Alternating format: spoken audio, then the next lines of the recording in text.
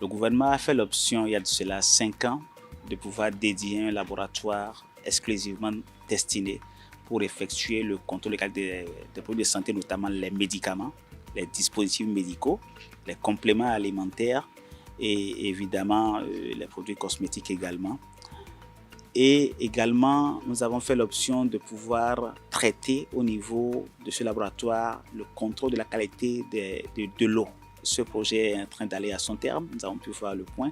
C'est pratiquement terminé. Donc, nous avons un laboratoire de contrôle de qualité aux normes internationales avec des premières vraiment dans la sous-région. Cela dénote de la volonté du gouvernement de pouvoir assurer vraiment l'accès de la population aux produits de santé de qualité. Nous avons déclenché depuis plusieurs années une lutte acharnée contre les produits de santé, notamment les médicaments falsifiés de mauvaise qualité. Et donc, c'est un des compartiments indispensables pour que cette politique que nous avons commencée puisse vraiment aller à son terme.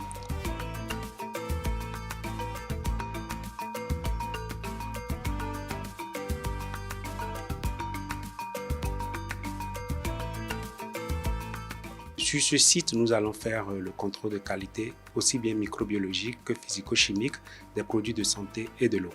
Et donc, en termes de techniques, il s'agit ici des techniques de pointe, en commençant par les techniques de chromatographie, mais également les techniques de spectrométrie.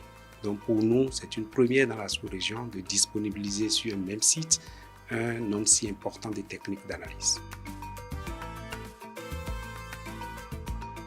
Après la réception provisoire, qui est prévue pour fin octobre 2025, nous allons procéder à l'aménagement intérieur des locaux, à l'installation des équipements, ainsi qu'à la formation du personnel technique qui doit utiliser ces équipements.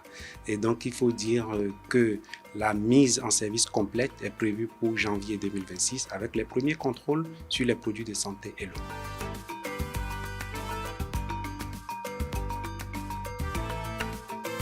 Un citoyen qui souhaite mettre sur le marché un produit, que ce soit cosmétique, un médicament ou autre, il s'adresse donc à l'Agence béninoise du médicament qui, après étude des dossiers et des échantillons mis à sa disposition, décide d'en envoyer une partie à l'Agence nationale de contrôle de qualité qui, étant le bras technique, vérifie la conformité de ce produit aux normes spécifiques en vigueur.